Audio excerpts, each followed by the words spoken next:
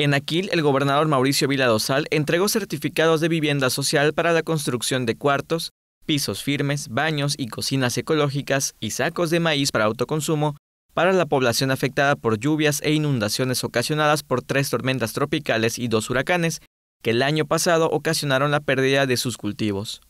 Vila Dosal entregó a Teresita de Jesús Chancap el certificado del Programa de Acciones de Vivienda Social 2021, con el cual recibirá un cuarto para su vivienda para mejorar sus condiciones de vida.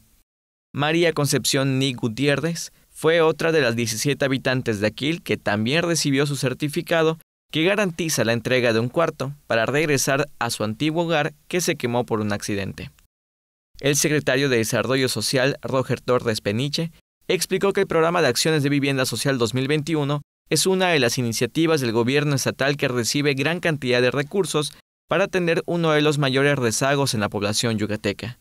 En Aquil se invierten 1.328.000 pesos.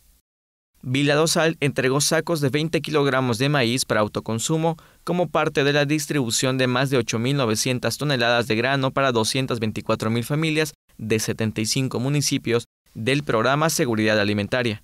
El secretario de Desarrollo Rural, Jorge Díaz Loesa, detalló que a la fecha se entregaron 350.000 sacos de grano para igual número de familias, que significa el avance del 75% del programa, y se trabaja a marchas forzadas para culminar con el programa de seguridad alimentaria.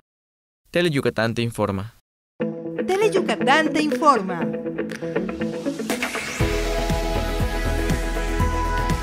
Lunes a viernes, 3 de la tarde. Síguenos.